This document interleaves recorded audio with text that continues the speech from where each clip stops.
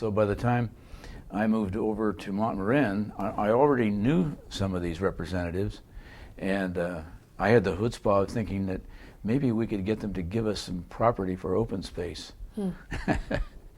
So that's what started our involvement with, and my wife and I started the Homeowners Association, and we were the first co-presidents. And then in that period, then we began working on open space from one way or another. First trying to get it given to us by the builder, and then ultimately the builder agreed to sell at a reasonable price, and we also were able to convince the city to come in with some money.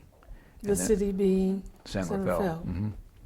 And the kicker to it was that I think it was the first time that this had been done, at least in this area. We thought we made this idea up, but we went around and got everybody to sign up for a bond indebtedness on their property. Small, but in other words, coming up with some money. So it was a mixture of getting a good price on the land and getting money from the city and money from the homeowners. And that was kind of the magical way it all happened. And it actually began that was the model for all the subsequent open space acquisitions in the area.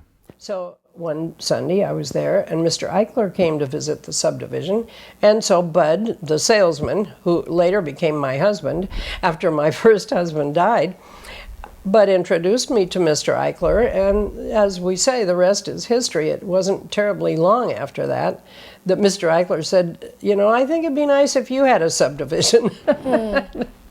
So the first one I had was over at Terra Linda Valley on Golden Hind and Nova Albion, those streets.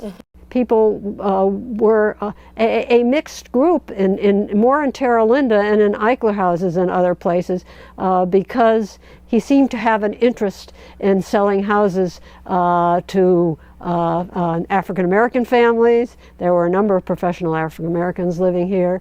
There was a small group of people who had come from Chinatown who lived in one area of Terra Linda. There was a group of people from Japantown.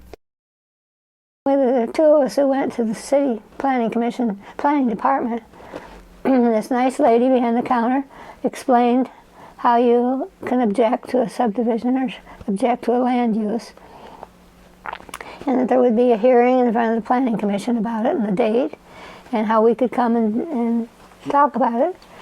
And so we had another meeting, and we divided up the subject, and different people took different aspects of it. I was a new docent at Audubon Canyon Ranch, and I learned something about wetland plants. So I did something on wetland plants. I used the big poster board, it's about this size, and I mounted the plants on it that they're up there. And it was watercress, and it was marsh monkey flower, and plants I knew that were in the water, that only grow in the water. So the night of the hearing of the planning commission, we all did our piece, teeth chattering, but we did it. And I got up with my poster board, and they were very interested in the poster, like it was something real. The city clerk told me years later, she said, I had to keep that poster of yours, Jean, for 5 years, because that's the rule.